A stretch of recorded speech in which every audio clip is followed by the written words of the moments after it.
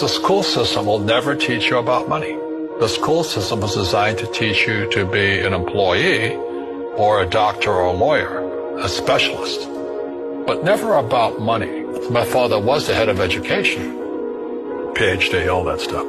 I go home and ask him, said, why don't we learn about money in school? And he looked at me and says, because the government doesn't let us teach that subject. The government tells us what we can teach and what we can't teach.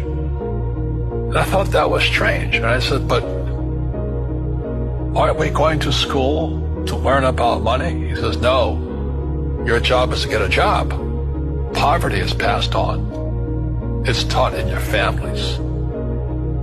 And middle class is taught in families. And so the people right now who are sitting at home, who are struggling financially or worried about money or unhappy, they may be making a lot of money, but unhappy with what they're doing, it was probably taught to you. You know, your superego was taught, get a job, work hard, or you'll never be rich, or the rich are evil, or whatever.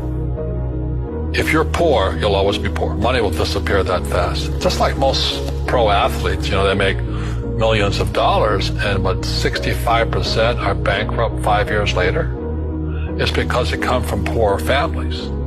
Now, you tell them that, they get very angry at you. It's the rich fault. You know, it's you guys ripped me off, and government ripped me off. But unfortunately, what Mr. Lipton was saying is passed down genetically. The moment I pay you, you think like an employee. Entrepreneurs work for free. You see, people say, well, why don't you give the poor money? So the only problem with that is it just creates more poor people. Give a man a fish, he fishes for the day, or eats for the day. Yeah, you give a man a fish, you get a lot of people who want more fish. Don't tell people what you know. Keep them poor. Poor will always be amongst us, because it starts up here. It's in their words, you know, and the words become flesh. Well, when they say I can't afford it or I can't do that, they go down. They become what they say. And I meet so many people, I can't afford it. You think I'm made of money?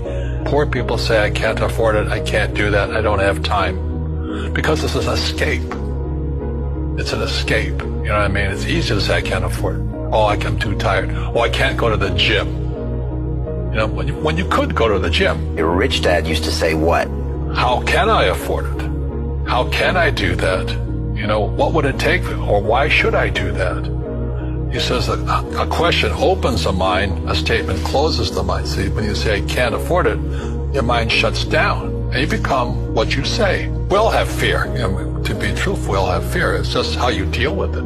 You know, Einstein said, you know, imagination is more important than knowledge, but knowledge empowers imagination. And what most people lack is real business knowledge, like accounting, you know, like debt, like taxes. You gotta know that stuff, but they don't teach it in school to anybody. People who are afraid of making mistakes like they teach in school, they don't ever grow. Because spirituality is there's good and there's bad, there's right and there's wrong, there's up and there's down. Most people only want to be right, they only want to be positive.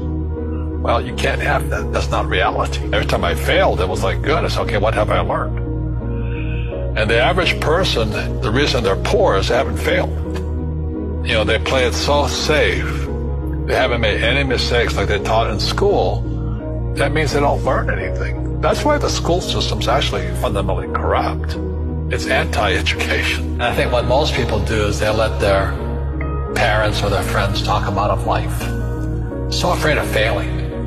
But failing is how we succeed.